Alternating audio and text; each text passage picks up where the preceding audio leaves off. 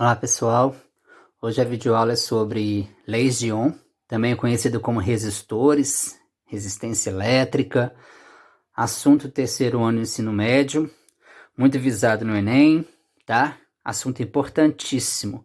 A partir de corrente elétrica, que a gente vai estudar agora, depois da corrente elétrica, resistores, potência elétrica, esse assunto cai demais no Enem, tá? Não pode deixar passar. Vamos tirar as dúvidas, estudar. Bom, primeiro, o que é o conceito de resistência elétrica, tá? Resistência elétrica, gente, a palavra já fala. Resistência elétrica, a função é resistir a alguma coisa. Resistir o quê? Resistir a passagem da corrente elétrica, tá? Então, quando a gente fala num resistor elétrico, que é essa figura que está aqui, ó, que você encontra ela dentro de um circuito, de uma placa-mãe de um aparelho de DVD, de um aparelho de televisão, tá? Esse é o resistor. Qual que é a função do resistor? É ter uma resistência. E qual que é a função da resistência? Atrapalhar a passagem da corrente elétrica. Quer ver? Está escrito aqui, ó. Como mostramos em outro PowerPoint, a corrente elétrica consiste no movimento ordenado dos elétrons. A gente já estudou isso. Basta ter uma diferença de potencial, ou seja, uma tensão elétrica, ter lá os 110 volts, 220 volts. Se tiver isso, a corrente elétrica vai funcionar. E esse movimento no condutor, ele fica sujeito a uma oposição que é conhecido como resistência elétrica. Então, ou seja, qual que é a função da resistência elétrica? Atrapalhar a passagem da corrente elétrica, tá, gente? Então, a gente estuda o resistor, mas na verdade a gente coloca isso um meio mais amplo. Então, o resistor não é só aquela fotinha, aquela pecinha que a gente encontra na placa-mãe. Um aparelho qualquer pode ser considerado um resistor, porque a função dele é dificultar a passagem da corrente elétrica. Então, quando a gente pensa numa televisão, a televisão pode ser considerada um resistor como um todo? Sim. Um aparelho de DVD? Pode. Um chuveiro, um ferro elétrico, um forno elétrico, qualquer aparelho eletrônico, gente, pode ser considerado um resistor elétrico, tá? Se você reparar, todos eles aquecem. Então, se eles aquecem, é porque tem alguma coisa ali que está atrapalhando a passagem da corrente elétrica, tá tendo um atrito, tá? E a função disso, então, é o resistor elétrico que tem uma resistência elétrica que atrapalha essa passagem da corrente elétrica. Então, no início do século XIX, o físico alemão George Simon Ohm, tá? Descobriu duas leis que determinam a resistência elétrica dos condutores. Aí você fala assim, uai, mas um fio que é um condutor, ele pode ser considerado uma resistência, ter um resistor? Pode, ué. Dentro do fio, gente, que a função dele é levar a corrente elétrica, dentro do fio já tem essa perda de corrente elétrica. Por quê? Por causa da resistência elétrica. O próprio material ele é feito de moléculas, né? O fio é feito de partículas, moléculas, substância. Na hora que a corrente elétrica passa por essas moléculas, há um atrito entre elas. Isso causa um aquecimento dele. Então, ou seja, se o objeto está esquentando, provavelmente está perdendo energia ali. A gente vai falar disso, que é o efeito Joule mais para frente. Importantíssimo, tá? Então, vamos lá. Essas leis, em alguns casos, também valem para os semicondutores, que são aqueles materiais que conduzem mais ou menos, e os isolantes também, né? Os materiais isolantes é aquele que tem resistência altíssima. Então, basicamente, ele não vai deixar passar corrente elétrica de jeito nenhum.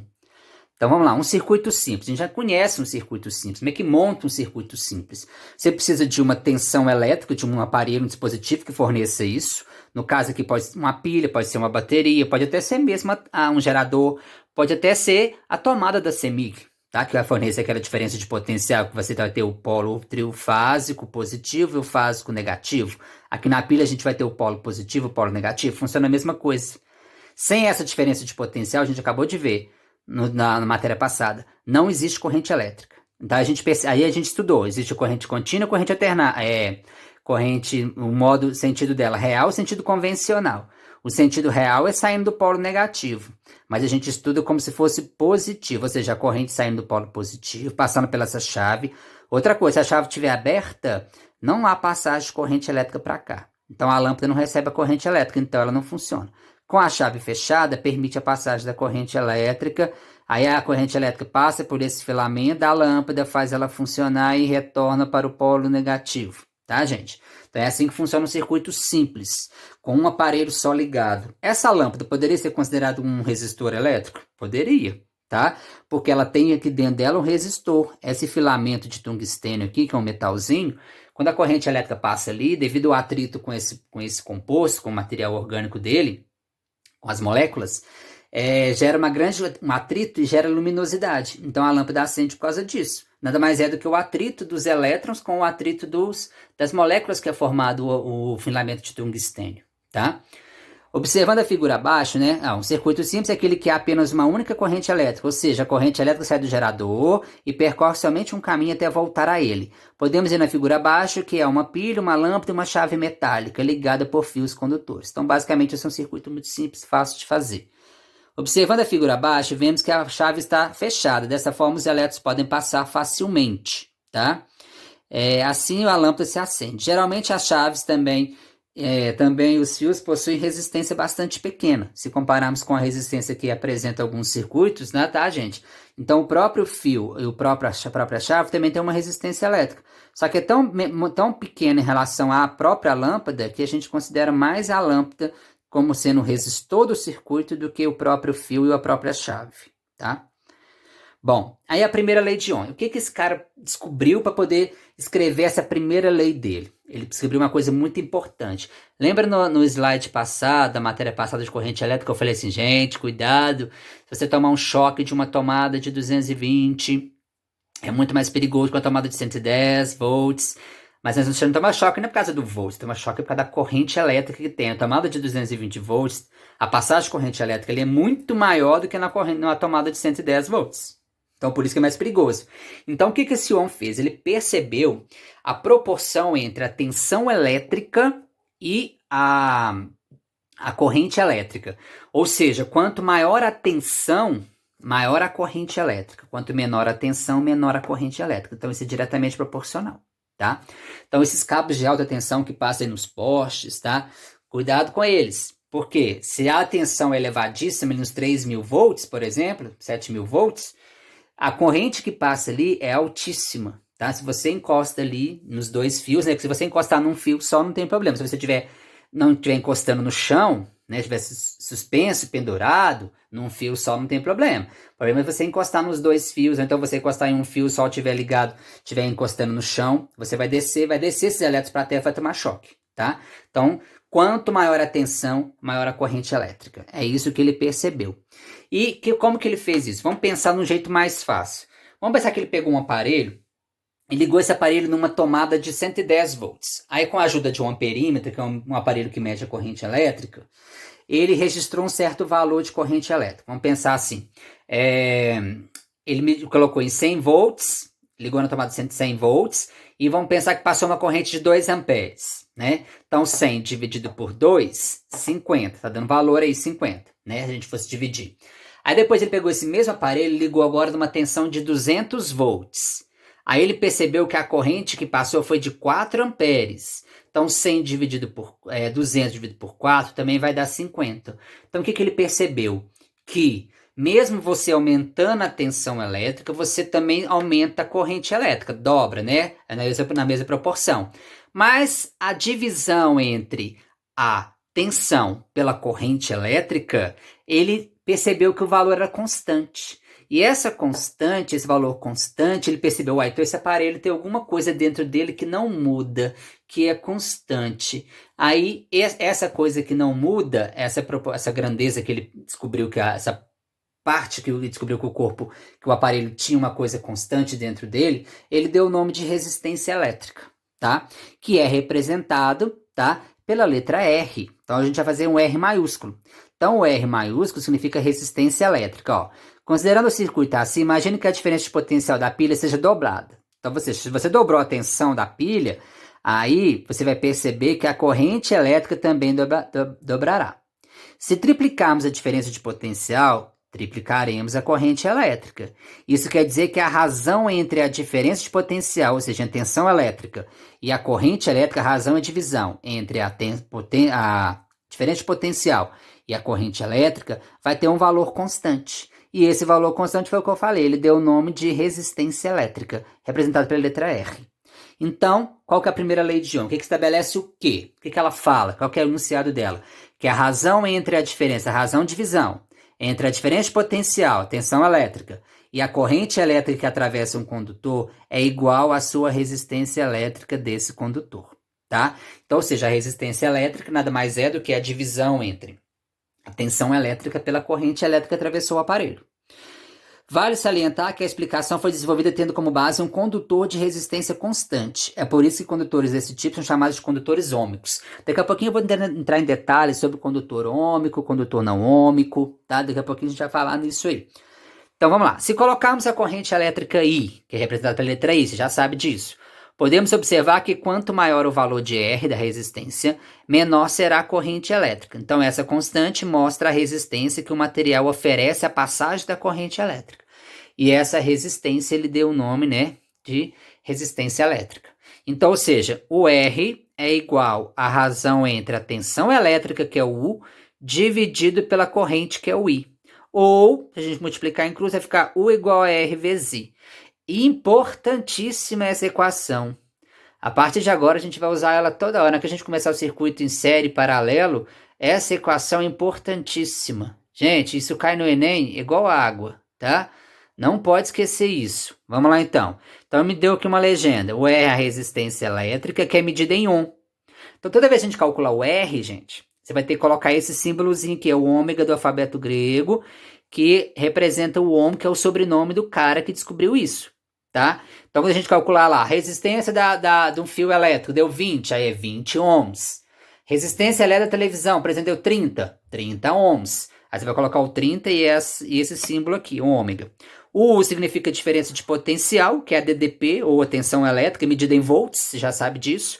E o I, que é a corrente elétrica, que é medida em amperes. A gente já falou disso na matéria passada. Quando a gente calcula o I, a gente coloca amperes, em homenagem ao cientista francês que descobriu a corrente elétrica, tá? Vamos calculá-la. Então, a primeira lei de Ohm fala isso.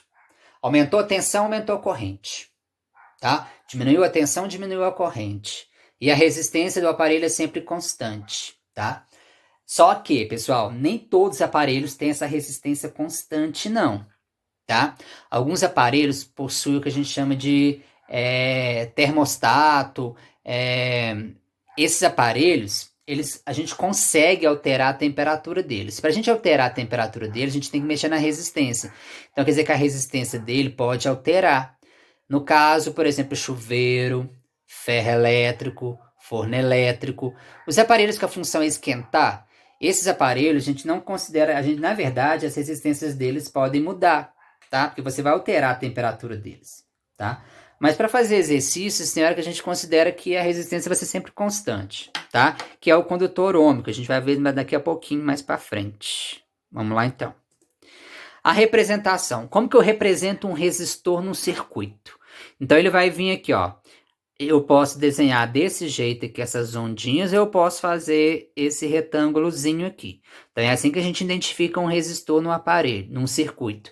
O que pode ser esse resistor? Pode ser uma lâmpada que você ligou, pode ser um chuveiro, pode ser uma televisão, um forno elétrico. Olha aqui como é que a gente vai representar os circuitos a partir de agora. Eu não vou colocar uma pilha, não vou colocar uma lâmpada bonitinha acendendo, não vou colocar isso mais, vai ser assim agora. Bem básico mesmo, você vai ter que interpretar. Essa parte aqui de baixo é onde fica a pilha, onde fica a bateria, ou então é onde fica a tomada da CEMIG. Você pode ver que tem um V de volts aqui. E o polo positivo e o polo negativo. Se for a tomada, né, o fio fásico positivo e o fio fásico neutro.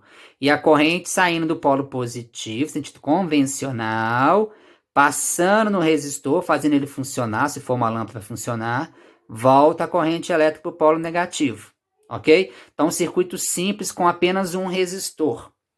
Aqui a gente já tem um circuito mais complexo um pouquinho, que agora ele tem 3 resistores, é como se fosse 3 aparelhos ligados no circuito. Então, a corrente saindo do polo positivo, passando no resistor R1, no R2, no R3, fazendo eles funcionarem, e a corrente retorna para o polo negativo. Tá? Então, a partir de agora, os circuitos vão ser assim. Não vai ter desenho de lâmpada, desenho de pilha, não. Vai ser desse jeito aí. Aqui, só para efeito de curiosidade, eu coloquei a resistência elétrica de um chuveiro. São essas molinhas aqui, ó. Quem já abriu um chuveiro por dentro, já viu? Ele tem uma molinha. Essa molinha é a resistência elétrica dele. A corrente, ela tem que passar por dentro dessa molinha, tá? E quando a gente altera o comprimento dessa molinha, daqui a pouquinho a gente vai ver a segunda lei de Ohm, aí a gente vai ver que altera a resistência do aparelho. Então, por isso que o chuveiro tem uma resistência que pode mudar, tá? O forno elétrico, o ferro elétrico. Aqui, ó, é uma resistência elétrica do inferior de um forno. Sabe aqueles forno elétrico? Então, a resistência, ao invés de ser molinha, é esse negócio aqui. Como que fala? É um pedaço de um fio. Só que ele é de metal, né, gente? E ele é desse formato aí, tá? Bom, aí dá-se o... Esse aqui é importante a gente ler. Olha aqui, ó. Dá-se o nome de resistor os elementos de um circuito elétrico projetados para transformar energia elétrica em calor, que é o chamado efeito Joule. Já caiu no Enem perguntando isso. O que é efeito Joule? Efeito Joule é a perda de energia na forma de calor. Quando a corrente elétrica passa por esses aparelhos, né, por dentro do resistor de um aparelho, por exemplo, no chuveiro, ela vai fazer ele aquecer. Então, ele aquecendo, ele vai perder energia, a energia elétrica vai ser consumida em energia térmica. E esse efeito a gente dá o nome de efeito Joule, tá? Então, basicamente, todos os aparelhos que aquecem, que a função deles é aquecer, eles fazem o efeito Joule, tá? São exemplos de resistores, o filamento de um chuveiro elétrico, as lâmpadas incandescentes que produzem luz graças a alta temperatura, mas hoje em dia as lâmpadas incandescentes já estão saindo do mercado, viu, gente? Depois das incandescentes, eles inventaram as fluorescentes. E agora já tem as de LED, tá? São mais econômicas, não é isso? As torradeiras, secador de cabelo, ferro elétrico, forno elétrico, entre outros. Então, esses são os principais aparelhos de uma casa que mais consomem energia. No próxima matéria, a gente vai estudar essa potência elétrica e esse consumo de energia. Eu vou falar disso aí. Por enquanto, só tem que saber que dentro desses aparelhos existe o que a gente chama de resistência elétrica. E eles podem ser considerados, então, como sendo um resistor, tá? Vamos lá. Resistores ômicos e não ômicos. Como que eu sei diferenciar um resistor ômico de não ômico? Se tiver um gráfico, é muito simples. Se tiver um gráfico de tensão elétrica versus corrente elétrica e a reta, e o gráfico for uma reta linear, quer dizer que esse condutor é ômico, tá? Agora, se tiver uma parábola, quer dizer que o condutor é não ômico, tá? Quando tem gráfico, é fácil de você perceber isso, tá? Se deu parábola, é não ômico. Mas qual que é a diferença de ômico e não ômico, gente? Resistor ômico é aquele que o valor da resistência é sempre constante, igual que a gente deu o exemplo. Quando a gente ligou o aparelho em 100 volts, a corrente foi 2 amperes, não 100 dividido por 2, 50. Depois ligou em 220 volts, o mesmo aparelho, a corrente foi 4, 200 dividido por 4 deu 50. Então, ou seja, está vendo que a proporção 50, 50, ou seja, independente se você aumenta a tensão, você está aumentando a corrente, na hora que você divide um pelo outro, o valor da resistência é sempre dando constante. Então, ou seja, isso é um resistor ômico. Isso é característico de uma função linear, por isso que o gráfico é uma reta, tá? Agora, se por acaso você lá, 100 volts divide a corrente 2 dá 50, depois você colocou lá 200, aí a corrente já foi 5, 200 dividido por 5 deu 40. Já não deu mesmo 50. Então, ou seja, isso é característica de um resistor não ômico, tá? Mas não preocupa que senão, que a maioria dos exercícios que a gente trabalha, todos são ômicos. Então, você pode usar aquela equação, beleza, U igual a R vezes I, tá, gente? A equação você pode usar ela tanto para o condutor ômico e para o não ômico, tá? Esse aqui é mesmo só para a gente poder identificar o que são resistores ômicos e o que não é, tá? Bom, agora vamos falar da segunda lei de Ohm, tá? Então, a primeira você tem que lembrar. Aumentou a tensão, aumentou a corrente. Diminuiu a tensão, diminuiu a corrente. E o valor da resistência do aparelho é sempre constante, ok? Agora vamos falar da segunda lei de Ohm. O que ele percebeu agora? Ele vai falar mais agora, gente, sobre o condutor. Vamos pensar assim, sobre o fio. O fio. Quando você vai fazer uma ligação, quando você constrói uma casa, vai chamar o eletricista para ele poder fazer, o engenheiro elétrico, para poder fazer o quadro de distribuição de energia da sua casa. Então o engenheiro vai te pedir, compra lá 10 metros de fio de 2,5 milímetros, de 2,5 milímetros. Compra 5 metros de fio de 1,5 milímetro. O que é isso? Isso faz diferença? Pois é, isso é importantíssimo, fundamental.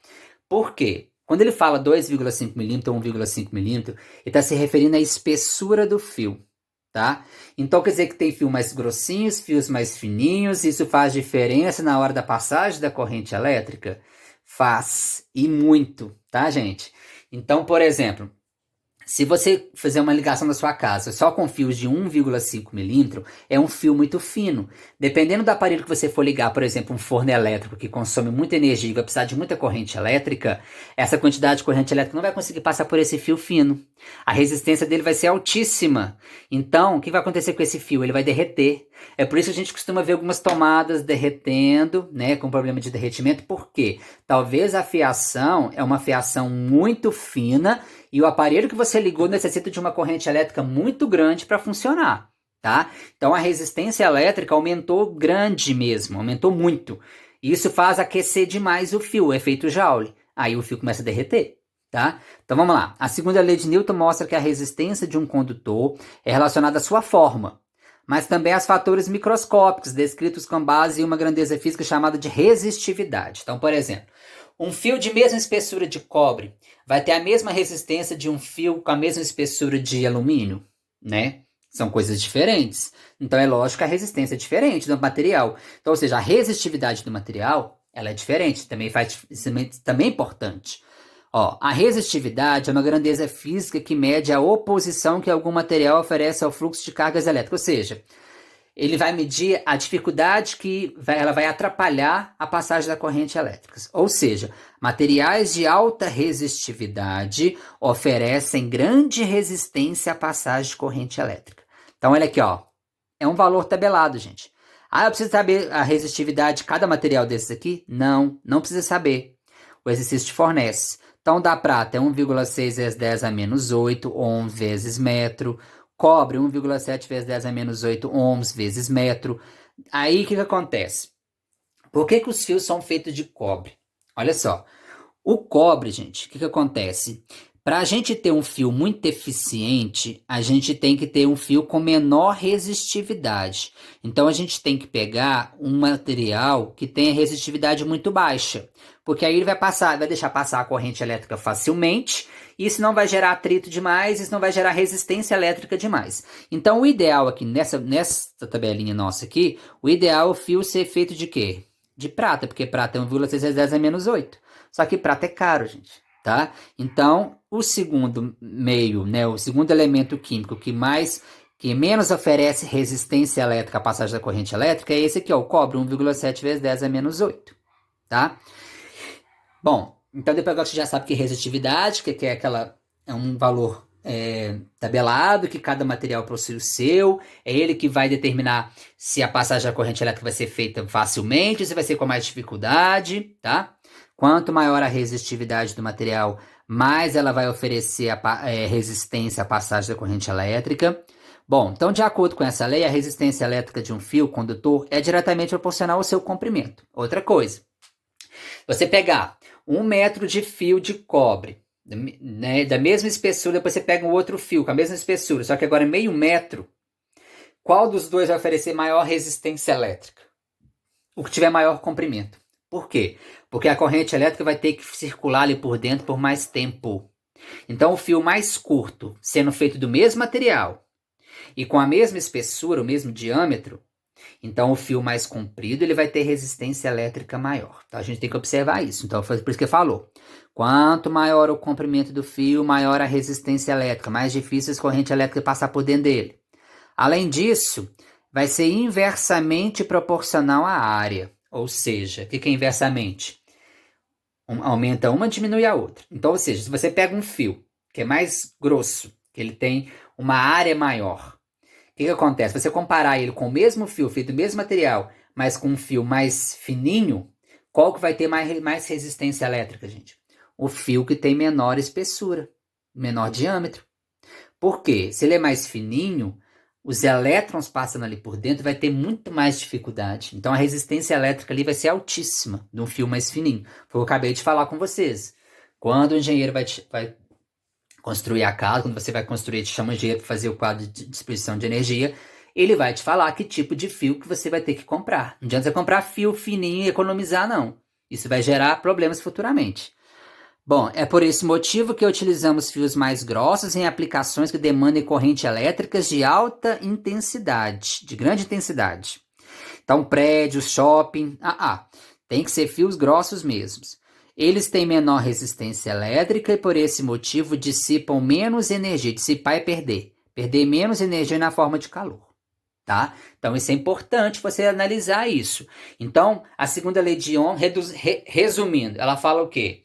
Que os condutores oferecem resistência elétrica também, né? Os fios, no caso. Oferece também resistência elétrica.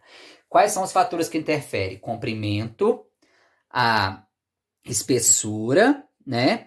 E a resistividade, que é o tipo de material que ele é feito. Então, são três coisas importantes que você tem que analisar. Então, traduzindo, que ó, se é inversamente ou diretamente, ele chegou a essa conclusão nessa fórmula aqui, ó. O que o Ohm chegou na conclusão, ó? Que a resistência elétrica de um fio é igual ao Rho, gente, é a resistividade do material.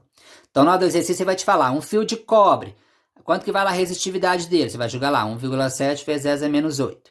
Então, a resistividade vezes, o que é o L? Comprimento do fio, que tem que estar em metros, não pode centímetros. Dividido pelo A. O que é o A? É a área, é a espessura do fio aqui, ó. A espessura do fio. Então, L é o comprimento, o A é a área do fio, o diâmetro, e a resistividade, que é o Pzinho aqui, é esses valores tabelados. Ok? Bom, vamos agora começar os exemplos. Ficou claro as leis de Ohm, agora vamos ver os exemplos. Um resistor de 100 ohms, ele é percorrido por uma corrente elétrica de 20 miliamperes. A DDP, ou seja, a diferença de potencial entre os terminais do resistor em volts, vale quanto? É só aplicar a primeira lei de Ohm, gente. U igual a R vezes I. U é a tensão elétrica, tipo, perguntando. A resistência do material lá, 100 ohms aqui, ó, 100 ohms. Fez a corrente 20 miliamperes no último slide de corrente elétrica, a gente desprendeu isso aqui, ó. Miliamperes é 10 a menos 3, então é 20 vezes 10 a menos 3. Multiplicou em cruz, ó, multiplicou em linha reta, 100 vezes 20 dos 2.000. Repetiu a notação científica, pega a vírgula que está escondida aqui, anda 3 casas com ela para a esquerda, porque aqui é negativo, então vai dar 2 volts. Pronto. Um resistor ohmico, quando submetido no DDP de 40 volts, ele é atravessado por uma corrente elétrica de 20 amperes. Quando a corrente que atravessa for igual a 4, a DDP entre os terminais desse resistor vai ser de quanto? Então vamos lá, são 2 passos que a gente tem que fazer. Primeiro ele ligou esse condutor em 40 volts e percebeu que a corrente que passou foi 20 amperes. Será que dá para a gente calcular a resistência elétrica desse material? Vamos lá, desse condutor? Vamos jogar na fórmula. Ele jogou aqui, ó, U igual a R vezes I, só que em vez de jogar U igual a R vezes I, jogou R igual a U sobre I, dá na mesma. Então, eu vou descobrir a resistência do material. U, 40 volts, e a corrente que passou foi de 20. Então, ele descobriu uma resistência do aparelho de 2 ohms. Aí, como essa resistência não vai mudar, porque esse condutor é ôhmico, né? Então, a resistência não vai mudar, só que agora ele vai pegar esse mesmo aparelho e ligar agora numa outra voltagem, só que a corrente que passou agora foi de 4 amperes. Então, você vai usar a fórmula de novo, vai descobrir o U que está ligado, a resistência do material não mudou, o condutor continua o mesmo, e a corrente agora aumentou, 4, diminuiu, que era 20, agora diminuiu para 4. Então, 4 vezes 2, qual que é a tensão elétrica que o fio está ligado agora com o aparelho? 8 volts, tá? Bom, ó, um fio de cobre tem área transversal, ou seja, a área dele 10 a menos 4 metros quadrado, comprimento 2,5 metros, ele está ligado numa rede elétrica de 2 volts, determine qual que é a resistência elétrica do fio. Então, a gente vai usar a segunda lei de Ohm. Por que eu sei que é a segunda lei de Ohm? Porque ele me deu a espessura do fio, tá? Então, se ele me deu a espessura do fio, dá para poder calcular a resistência dele. Falou que é cobre. Aí a gente volta na tabelinha lá atrás, a resistividade do cobre, que é 1,7 vezes 10 a menos 6, foi o valor que eu joguei aqui no lugar do P. Vezes o L, comprimento, 2,5 metros. Mas foi bonzinho, a gente deu até em metro. E a área também a gente deu em metro quadrado, 10 a menos 4 metro quadrado. Resolvendo essa matemática, 4,25 vezes 10 a menos 2 ohms. Essa é a resistência elétrica desse fio. Agora vamos para a letra B. Qual será a corrente elétrica que atravessou ele? Vamos lá. Aí agora a gente já tem que usar a primeira lei de Ohm. Por quê? Você já tem o R, você tem o U, que é 2 volts, você vai descobrir a corrente que atravessou ele lá. 0,042 ele tirou da notação científica, gente. Isso aqui ele andou com a vírgula para cá, ó, tá? Então ficou quase, dá para cá, ó. Ah, tá aqui. Então, duas casas para cá, 0,0442, tá? Então, ele usou esse valor do R, o U é 2 e a corrente que a travessura está procurando, ou seja, 47 amperes. Letra C agora, fica a pergunta. A resistência do fio caso o seu diâmetro for dobrado. Gente, se você dobra o diâmetro, olha só aqui. Cuidado, a área do fio, você tem que calcular fazendo πr ao quadrado da matemática, que é um cilindro, tá, gente? É um círculo ali, ó. πr ao quadrado. Então, se você dobra o diâmetro, você dobra o raio, tá? Aí 2 ao quadrado, né? Se dobrar aqui, ó. Se você dobrar o diâmetro desse fio, estaremos quadruplicando o valor do seu raio, uma vez que o diâmetro é o dobro do raio, tá? Como sabemos, então, 4 ao quadrado, 16 vezes maior. Ou seja, a resistência vai ficar esse valor aqui, ó. Se você pegar aquele primeiro valor, esse 0,0425, multiplicar por 16, vai dar esse valor aqui. Ok? Bom, agora um outro aqui, ó. Medidas correntes, aqui para a gente poder identificar se o resistor é ohmico ou não é ohmico. Olha como você trabalha com exercícios aqui, ó, da Universidade Federal Juiz de Fora. O que ele me deu aqui? Ele me deu um quadro com dois resistores, resistor 1, resistor 2. Aí, quando ele ligou um aparelho, uma voltagem de 2,18, ele encontrou a corrente de 0,5 amperes. Aí agora ele dobrou a voltagem, olha lá.